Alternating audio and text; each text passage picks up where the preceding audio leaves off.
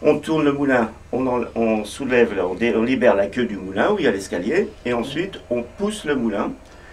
Quand on est à l'intérieur, on a l'impression que le bourdon, cette pièce-ci, tourne, alors qu'en fait c'est l'inverse. C'est tout le moulin qui tourne autour de ce bourdon qui est la seule pièce fixe du moulin.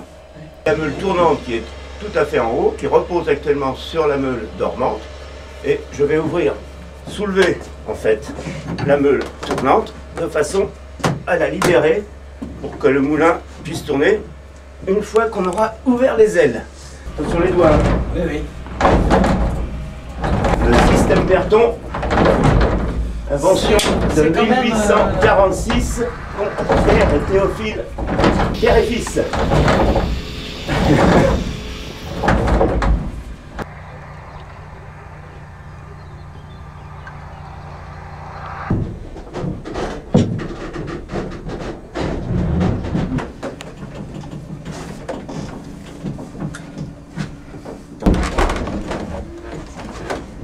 Tiens, top, Roger, arrête.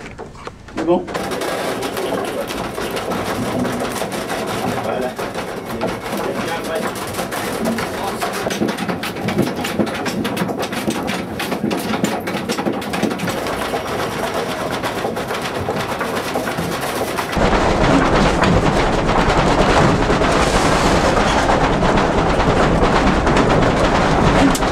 Je vais vous le descendre.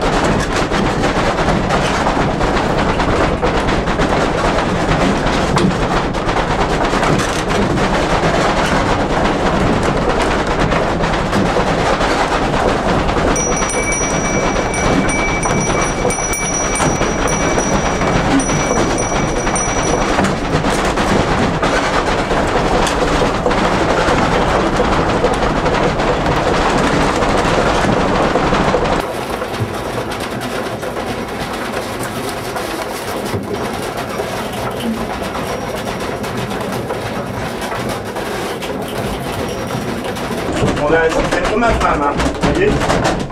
Regardez, ça.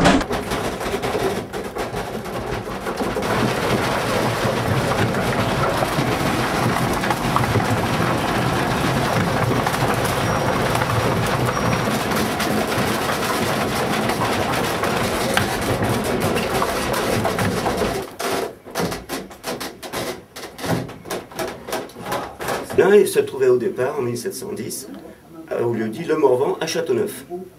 Et ensuite, il a été revendu.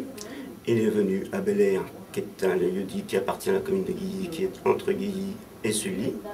Mais là, c'était en bord de Loire, donc plus devant, on pouvait faire de la farine plus souvent. Il a tourné jusqu'en 1914.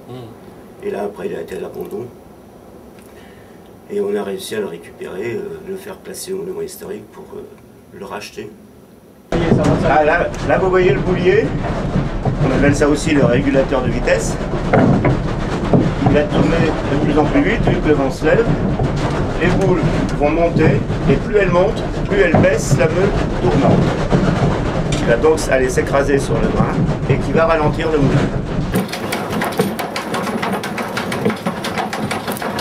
C'est une invention de James Watt qui date de 1776.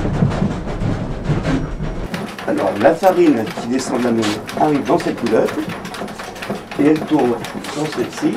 À l'intérieur, vous avez une vis sans fin qui va vous emmener la farine jusqu'au bout. Elle redescend dans la culotte et elle arrive dans le tamis. Ici, vous avez les grains les plus fins. La farine la plus fine, ça va aller en s'épaississant tout le long.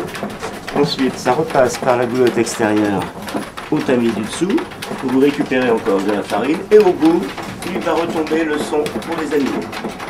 Vous avez la position en croix de Saint-André. Là, ça veut dire que le moulin est prêt à tourner, ou qu'il tourne, et que le meunier est présent. En croix de Saint-André, légèrement incliné, ça veut dire que le moulin est prêt à tourner, et que le meunier est absent. Et malheureusement, quand il est en croix, c'est qu'il y a un meunier qui est décédé. Et à ce moment-là, on dirige le moulin une semaine vers la demeure du meunier, de façon à montrer que... Oui, une certaine manière de... C'est une coutume. Une coutume à l'ancienne.